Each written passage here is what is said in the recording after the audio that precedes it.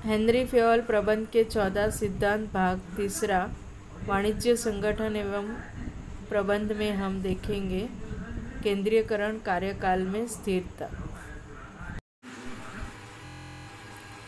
केंद्रीयकरण का अर्थ होता है अधिकार और शक्ति की एकाग्रता, यानी कि कुछ ही लोगों के हाथ में जब अधिकार और शक्ति आ जाता है तो उसे हम केंद्रीयकरण कहते हैं। निर्णय लेने का अधिकार एक ही व्यक्ति के पास होता है, उसे भी हम केंद्रीयकरण कहते हैं। तो यहाँ पर जो है निर्णय एक ही व्यक्ति लेता है। जैसे आपके घरों में आप देखोगे तो पिताजी जो हैं वही निर्णय लेते हैं, तो इनको हम बोलेंगे केंद्रीयकरण। और पिताजी के आसपास हमारा पूरा परिवार होता है, आपकी मम्मी होती है, आपके भाई बहन होते हैं, आप हैं, तो पूरा परिवार जो है वो पिताजी के आसपास जो है घूमता है। तो यहाँ पर जो है पिताजी केंद्रीयकरण कर रहे हैं और उनके आदेशों का पालन जो है हम सब करते हैं। जब निर्णय लेने का अधिकार एक से अधिक व्यक्तियों को सौंपा गया हो तो उसे विकेंद्रीयकरण कहते हैं। मम्मी को और पापा को दोनों को अधिकार दिया गया तो यहाँ पर विकेंद्रीकरण हुआ। तो घर के अंदर के जो भी निर्णय लेने हैं वो आपकी मम्मी लेंगी और घर के बाहर के जो भी निर्णय लेने हैं वो आपके पिताजी लेंगे। तो यहाँ पे निर्णय और जो शक्ति है, निर्णय शक्ति और जो सत्ता है, अधिकार है, वो दो व्यक्तियों के बीच में बट गए, तो इसको हम विकेंद्रीयकरण बोलेंगे। फिर कुछ संगठनों में केंद्रीयकरण होता है जहाँ शक्ति कुछ लोगों के पास होती है। तो आमतौर पर जो छोटे व्यापारी संगठन होते हैं, जैसे कि एकल व्यापारी है, साझेदारी है, तो यहाँ पर जो है वो केंद्रीयकरण होता है, क्योंकि एकल व्यापारी में एक अकेला व्यक्ति होता है, तो वही जो है सारा वस्तुएं खरीदना, बेचना, कौन सी वस्तु कहाँ से लाना, सारे निर्णय खुद ही लेता है। तो यहाँ पर शक्ति उसके पास है, सत्ता उसके पास है और अधिकार भी उसके पास है, तो सारे निर्णय भी वही लेता है। तो ये केंद्रीयकरण हुआ। उसके बाद में जो बड़ी बड़ी संस्थाएं होती है, बड़े बड़े संगठन होते हैं, जैसे कंपनियां वगैरह, तो वहाँ पे जो है कहीं कहीं पर केंद्रीयकरण भी होता है, कुछ मामलों में विकेंद्रीयकरण होता है। जैसे कि वहाँ पर अलग अलग विभाग होते हैं, क्रय विभाग होता है, विक्रय विभाग, विज्ञापन विभाग, उसके बाद में लेखांकन का विभाग होता है, मानव संसाधन का विभाग होता है। तो ये जो अलग अलग विभाग है, इनके अलग अलग विभाग के अलग अलग प्रबंधक होते हैं।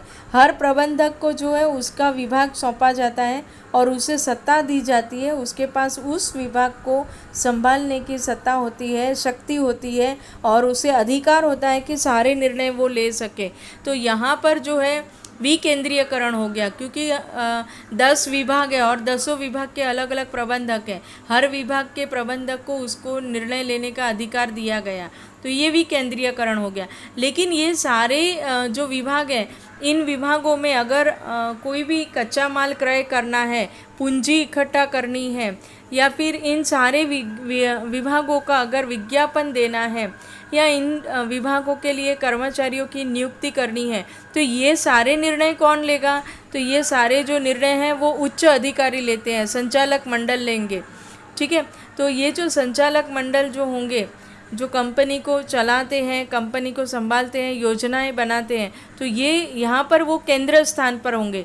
तो महत्वपूर्ण निर्णय और योजनाएं वो बनाएंगे और बाकी के विभाग वाले जो हैं उनको कुछ काम दिया गया, जो काम उन्हें करना है।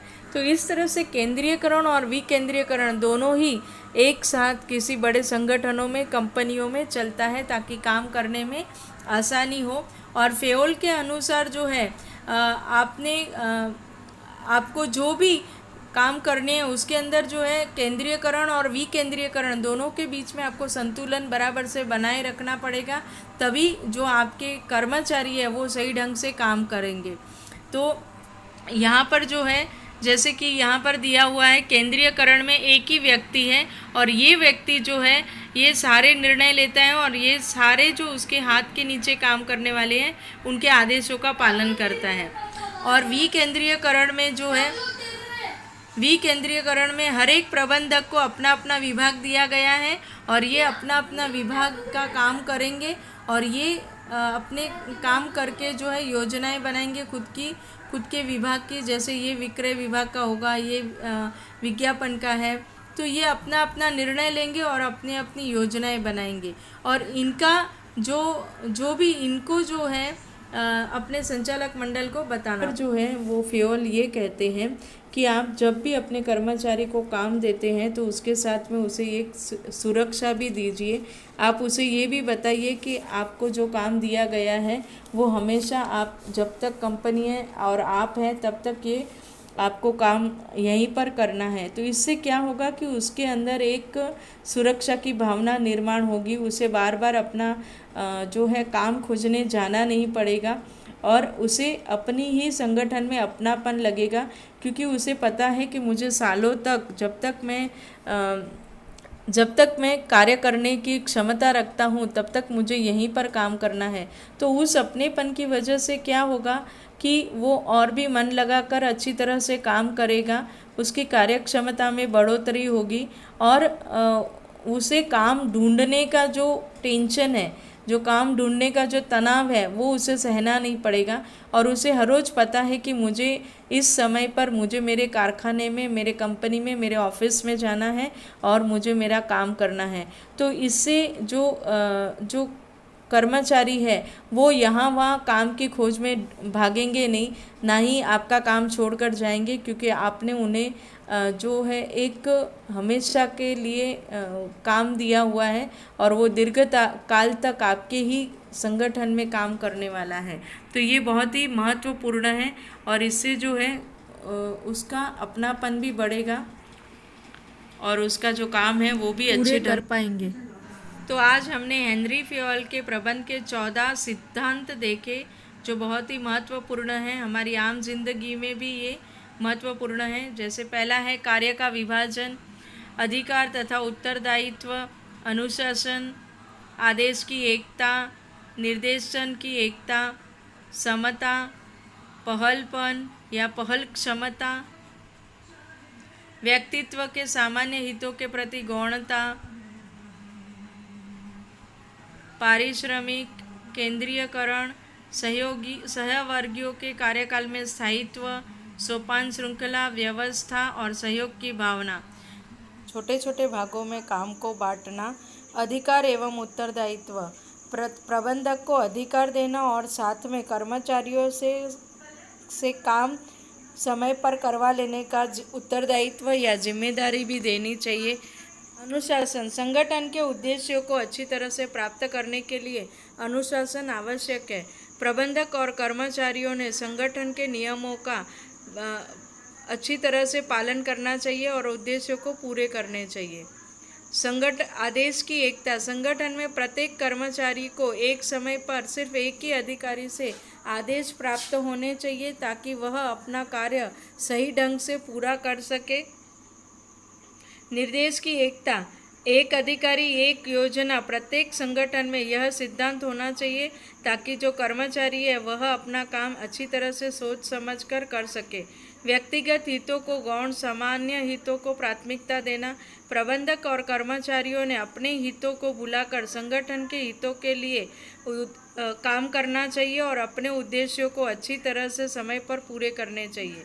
केंद्रीयकरण, महत्वपूर्ण योजना और कार्यों को केंद्रीयकरण द्वारा पूरे करने चाहिए और बाकी के जो कार्य होते हैं अधीनस्थों के द्वारा विकेंद्रीयकरण से पूरे करवाने चाहिए।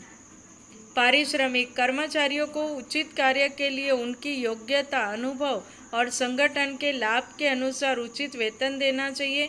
अच्छे काम के लिए वेतन के साथ साथ उन्हें पारितोषिक भी देना चाहिए ताकि उनकी कार्यक्षमता बढ़ेगी और वो अच्छी तरह से काम करेंगे। सोपान श्रृंखला, समय और शक्ति की बचत के लिए फ्योल ने एक खुली संप्रेषण व्यवस्था पर भार दिया, जहां पर टोली रोपण के माध्यम से कोई भी कर्मचारी किसी और विभाग के कर्मचारी से जानकारी ले सकता है या अच्छा संप्रेषण कर सकता है।